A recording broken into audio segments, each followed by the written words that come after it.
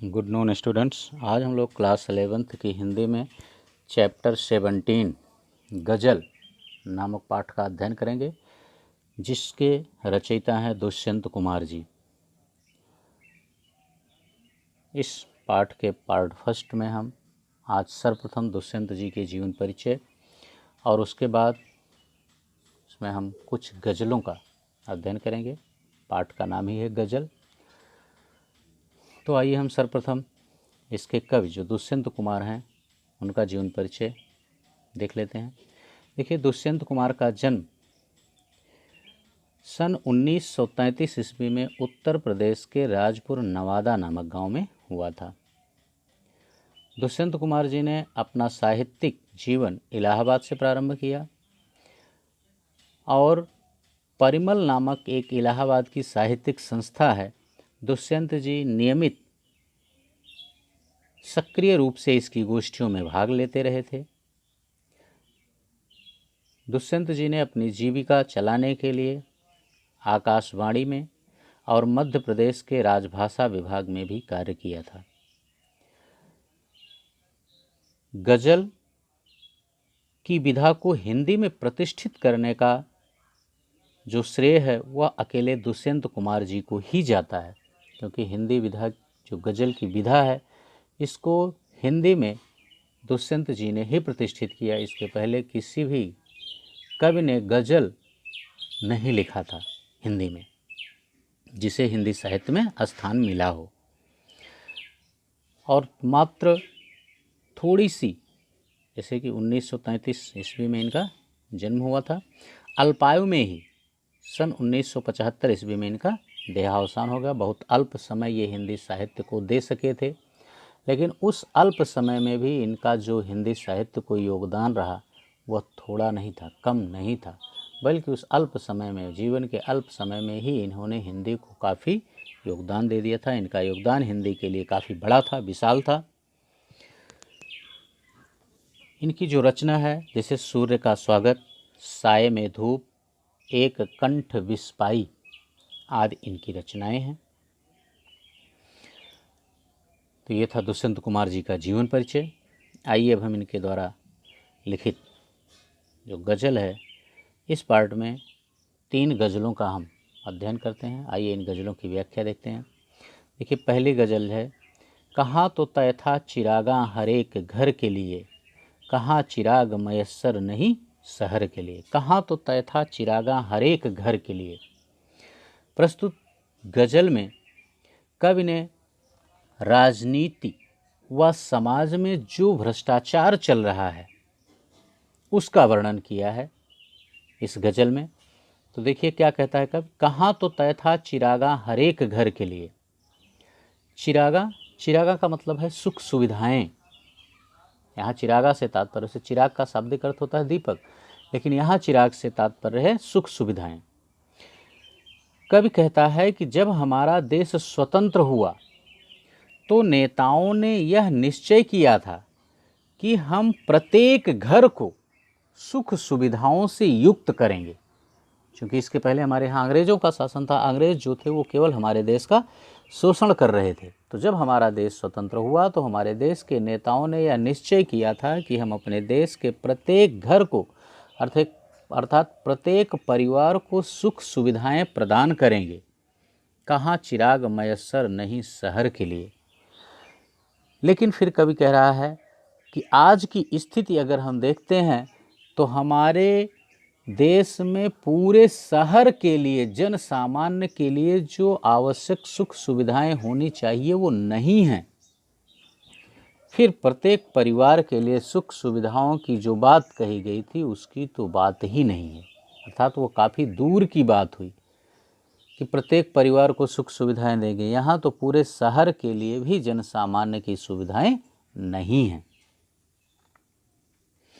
यहाँ दरख्तों के साये में धूप लगती है, चलो यहाँ से चलें और उम्र भर के लिए। ये निराशा के कारण कवि की पलायनवादी नीति का वर्णन है। इसमें कह रहा है कि यहाँ दरख्तों के साये में धूप लगती है। दरख्त का शाब्दिक अर्थ होता है पेड़, लेकिन यहाँ जो उसका तात्पर्य है वह है कि संस्थाएं, आपने देखा होगा कि हमारे देश में अनेकों संस्थाएं हैं जो लोगों की मदद करती हैं, लेकिन यहाँ कवि कह रहा है कि दरख्तों के साए में धूप लगती है।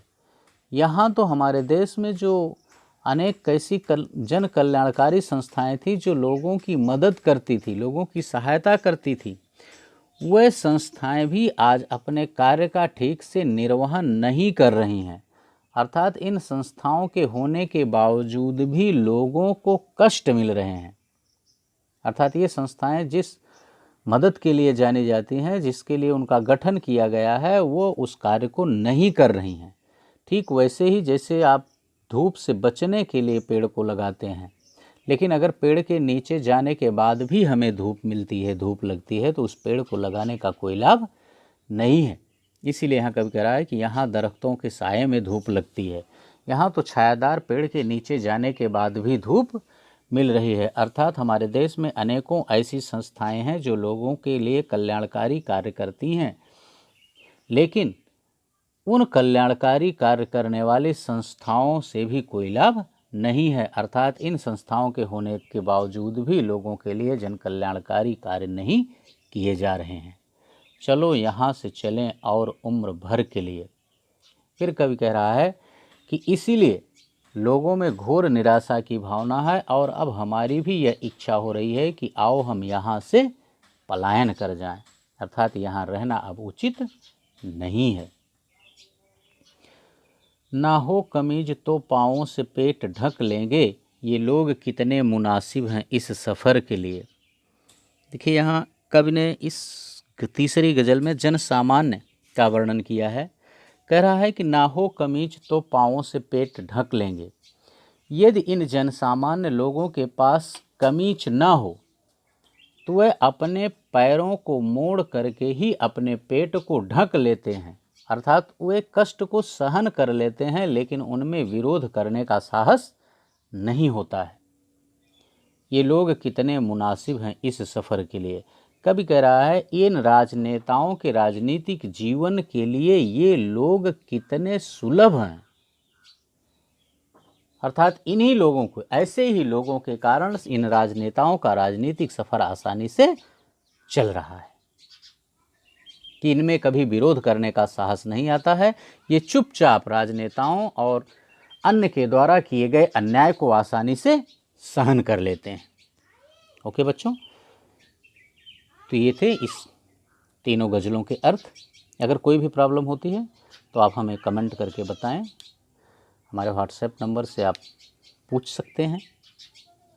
यदि इस चैनल को अभी तक आपने सब्सक्राइब नहीं किया है तो चैनल को सब्सक्राइब अवश्य कर लें, बेल आइकन दबा दें, जिससे कि आपके सिलेबस से संबंधित वीडियो अपलोड होते ही उसका नोटिफिकेशन आपके पास पहुंच जाए। और कमेंट करके हमें भी यह ज़रूर बताएं कि ये वीडियो आपको कैसा लगा।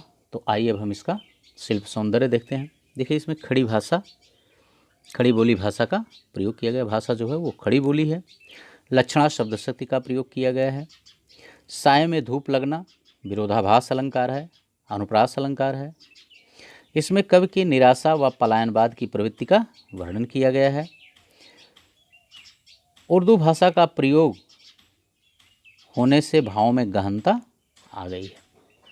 ठीक है, अब आइए इस खंड पर आधारित हम प्रश्नों को देख लेते हैं। देखिए पहला प्रश्न है, आज़ादी के बाद क्या तय हुआ था। अभी अर्थ में मैंने आपको बताया कि आज़ादी के बाद तय हुआ था कि हम प्रत्येक परिवार को सुख सुविधाएं प्रदान करेंगे, ये तय हुआ था। ये था पहले प्रश्न का उत्तर। दूसरा है, आज की स्थिति के बारे में कवि क्या बताना चाहता है। आज की स्थिति के बारे में कवि यह बता रहा है कि कहाँ तो आज़ादी के बाद यह तय हुआ था कि हम प्रत्येक परिवार को सुख सुविधाएं प्रदान करेंगे, लेकिन आज पूरे शहर के लिए भी जन सामान्य की सुख सुविधाएं नहीं उपलब्ध हो पा रही हैं। ठीक है, ये था दूसरे प्रश्न का उत्तर। तीसरा प्रश्न है, कवि के पलायनवादी बनने का क्या कारण है। देखिए अनेक संस्था लोगों का कल्याण करने के लिए बजाय उनका शोषण कर रही हैं। यानी जो अनेक कल्याणकारी संस्थाएं हैं जिनका निर्माण या गठन लोगों का कल्याण करने के लिए किया गया है, वह आज उनका कल्याण ना करके उनका शोषण कर रही हैं, जिससे चारों तरफ भ्रष्टाचार फैल गया है। अतः वह इस भ्रष्ट तंत्र से दूर जाना चाहता है। ठीक है ना। ये था तीसरा प्रश्न का उत्तर। चौथा और अंतिम प्रश्न देखते हैं। कवि ने किस व्यवस्था पर कटाक्ष किया है, इसका जन सामान्य पर क्या प्रभाव पड़ता है। कवि ने किस व्यवस्था पर कटाक्ष किया है। देखिए, यहाँ पर कवि ने नेताओं के झूठे घोषणा पत्र तथा भ्रष्ट शासन पर कटाक्ष किया है। इसका जन सामान्य पर क्या प्रभाव पड़ता है। इससे आम व्यक्ति में घोर निराशा की भावना उत्पन्न हो जाती है। ठीक है, बस इस पार्ट में इतना ही। नेक्स्ट पार्ट में हम पुनः इसके आगे के भागों को लेकर आपके समक्ष उपस्थित होंगे। Okay, thank you.